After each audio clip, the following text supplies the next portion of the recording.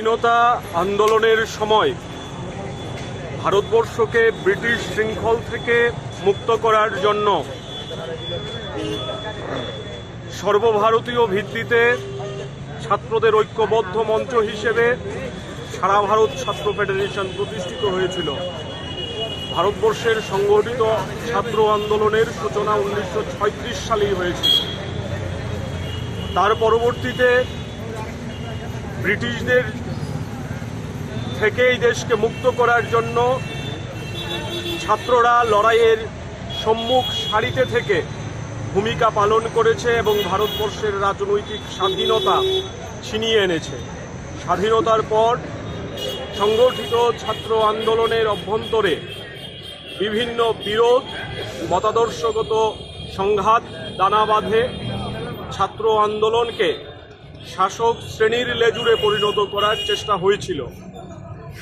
এরকম একটা পরিস্থিতিতে ভারতবর্ষের বুকে প্রগতিশীল ধারার ছাত্র আন্দোলনকে এগিয়ে নিয়ে যাওয়ার জন্য বিভিন্ন রাজ্যে স্বাধীনভাবে ছাত্র সংগঠন কাজ করা শুরু করে এবং সেই ছাত্র সংগঠনগুলি একত্রিতভাবে 1970 সালের 27 থেকে 30 ডিসেম্বর কেরালার তিরুবনন্তপুরমে সর্বভারতীয় সম্মেলনে মিলিত হয় এবং ভারতের ছাত্র ফেডারেশন প্রতিষ্ঠা করে স্বাধীনতা, গণতন্ত্র, সমাজতন্ত্র, সাদা পতাকার বুকে রক্ত তারা এই পতাকা গ্রহণ করা হয় এবং ভারতবর্ষের যে মূল ধারার ছাত্র আন্দোলন, সেই ছাত্র আন্দোলনের মূল নেতৃত্ব হিসেবে ভারতের ছাত্র ফেডারেশন লড়াই সংগ্রামের মধ্য দিয়ে নিজেকে প্রতিষ্ঠা করে। আজকে ভারতের ছাত্র ফেডারেশন প্রতিষ্ঠার 55তম বছর। আজ থেকে 54 বছর আগে ছাত্র ফেডারেশন প্রতিষ্ঠা হওয়ার পর দীর্ঘ লড়াই সংগ্রাম চলছে। শত শত শহীদ স্বাধীনতা, গণতন্ত্র, সমাজতন্ত্রের পতাকা নিয়ে নিজেদের আত্মবলিদান করেছেন। আজকের দিনে ভারতবর্ষের বুকে শিক্ষা ব্যবস্থাকে ধ্বংসের দিকে নিয়ে যাওয়ার জন্য সরকার চেষ্টা করছে।